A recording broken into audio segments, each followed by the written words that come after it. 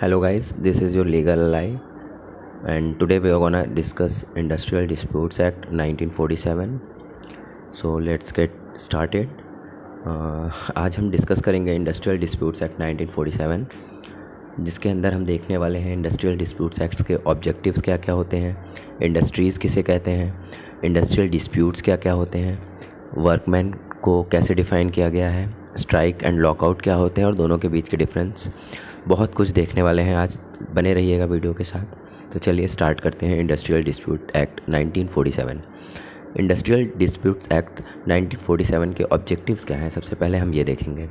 तो जैसा कि आप देख सकते हैं, ऑब्जेक्टिव इंडस्ट्रियल डिस्प्यूट एक्ट इसलिए बनाया गया है क्योंकि ये इंडस्ट्रियल हार्मोनी को मेंटेन रखता है। कैसे मेंटेन रखता है? तो हम जानते हैं इंडस्ट्रीज़ में एम्प्लॉयर होते हैं जो कि वर्कमैन को एम्प्लॉयमेंट देते हैं, उन्हें हम एम्प्लॉयर कहते हैं। वर्कमैन होते हैं जो एम्प्लॉयर के अंडर में काम करते हैं इंडस्ट्री के वेलफेयर के लिए, पब्लिक के वेलफेयर के लिए। तो अगर कोई ऐसा तो है नहीं गाइस कि हम कहीं काम कर रहे हैं और वहाँ कोई कॉन्फ्लिक्ट हो ही ना। अगर कोई कॉन्फ्लिक्ट एम्प्लॉयर और वर्कमैन के बीच हो जाती है तो उस कंडीशन में उस रिलेशंस को रेगुलेट करने के लिए इंडस्ट्रियल डिस्प्यूट एक्ट बन के आया। तो इसलिए यहाँ लिख रहे हैं promotion of measures of securing preserving industrial harmony. तो इंडस्ट्रियल हार्मोनी को मेंटेन करने के लिए यहाँ पे इंडस्ट्रियल डिस्प्यूट एक्ट बनाया गया है। और अगर हम इसको डिफ़ाइन करना चाहें तो हम सिंपल डेफिनेशन इसकी दे सकते हैं, settlement of disputes between employer and workman, employer and employer, workman and workman. यानी कि एम्प्लॉयर और वर्कमैन के बीच के डिस्प्यूट्स को रिजॉल्व करने के लिए इंडस्ट्रियल डिस्प्यूट एक्ट है। और ऐसा भी हो सकता है कि एम्प्लॉयर और एम्प्लॉयर के आपसी में कुछ मतलब कोऑर्डिनेशन ना बैठे और वहाँ पे अगर कोई डिस्प्यूट अराइज होता है तो उसके लिए भी इंडस्ट्रियल डिस्प्यूट एक्ट में अलग से सेक्शंस दिए गए हैं। फिर हो सकता है वर्कमैन और वर्कमैन आपस में लड़ जाएं, तो इसके लिए भी आपको इंडस्ट्रियल डिस्प्यूट एक्ट बताता है। गाइस अगला अब हम देखते हैं और क्या बताता है ये, rights of registered trade union. जैसा कि हम सभी जानते हैं ट्रेड यूनियन जो होता है वो वर्कमैन्स के एक यूनियन होता है जो कि अपनी डिमांड को रेज़ करते हैं एम्प्लॉयर के सामने ट्रेड यूनियन के फॉर्म में। तो ये राइट्स को भी बताता है रजिस्टर्ड ट्रेड यूनियन के। अगर कोई इलीगल स्ट्राइक या लॉकआउट हो रहा है तो उसको भी कैसे प्रिवेंट करना है ये बताता है। कलेक्टिव बार्गेनिंग एक टर्म है जो कि हम आगे पढ़ेंगे, ये उसको भी प्रमोट करता है। अब देखते हैं हम सबसे पहले इंडस्ट्रीज़ क्या होती हैं।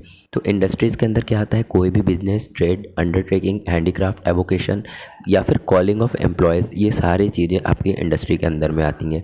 हालांकि इसको मैं अभी आपको एक अलग से वीडियो बनाकर डिटेल में पढ़ाऊँगा, वहाँ कुछ केसेस के ज़रिए हम समझने की कोशिश करेंगे कि इंडस्ट्रीज़ क्या होती हैं।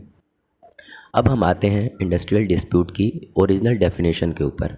तो यहाँ लिख रहा है एनी डिस्प्यूट और difference between employer and employees, employee and workman, workman and workman. देखिए गाइज, मैंने आपको पहले ही बताया कोई भी डिफरेंस या फिर डिस्प्यूट अराइज होती है एम्प्लॉयर्स और एम्प्लॉयर्स के बीच में, एम्प्लॉयज़ या वर्कमैन के बीच में, या फिर वर्कमैन और वर्कमैन के बीच में। Disputes may be connected with employment, non-employment, terms of employment, condition of labor, demand has to made by workman। Disputes कैसे हो सकते हैं क्रिएट, या तो एम्प्लॉयमेंट से रिलेटेड कोई इश्यूज़ होंगे, नॉन एम्प्लॉयमेंट से रिलेटेड कोई इश्यूज़ होंगे, टर्म ऑफ एम्प्लॉयमेंट से लेके कितने दिनों तक क्या है क्या नहीं है, ये सब चीज़ों में होंगे। कंडीशंस, लेबर की कंडीशंस कैसी है, कैसे कंडीशंस में उन्हें काम करने सॉरी गाइज काम करने पड़ रहे हैं। और फिर हम देखते हैं वर्कमैन। वर्कमैन कैसे डिफाइन करते हैं, any person employed for any industry, for includes manual भी हो सकते हैं, अनस्किल्ड जिनके पास कोई भी स्किल ना हो, जैसे कि technical, operational, clerical, supervisory. Skilled हो सकते हैं, डिस्चार्ज हो सकते हैं, रिट्रेंड हो सकते हैं। गाइज इन सारे वर्ड्स को हम आगे अभी डिटेल में पढ़ने वाले हैं, मैं सिर्फ आपको यहाँ पे एक ओवरव्यू दे रहा हूँ। फिर उसके बाद हम पढ़ने वाले हैं स्ट्राइक एंड लॉकआउट क्या होता है। जैसे कि आपको मैं एक ओवरव्यू दूँ तो स्ट्राइक क्या है, cessation of work by a body of persons. Strike जो होता है वो वर्कमैन होते हैं आपके कंपनी में, वो कंपनी नहीं छोड़ते हैं लेकिन काम करना छोड़ देते हैं। वो अपने किसी डिमांड को रखते हैं जिसको कि अगर एम्प्लॉयर नहीं मान रहा है तो वो स्ट्राइक पे बैठते हैं। और फिर क्या होता है यहाँ पे, concerted refusal to work, refuse कर देते हैं, काम करने से मना कर देते हैं। Duration and time of strike इमैटेरियल, इसमें ड्यूरेशन और टाइम कोई भी मटेरियलिस्टिक चीज़ें नहीं है, मतलब मैटर नहीं करता कि कब तक चलेगी कब तक नहीं, किसी एक फिक्स्ड पीरियड के लिए स्ट्राइक नहीं होता है। लॉकआउट को देखते हैं। लॉकआउट जो होता है वो temporary closing of place of employment.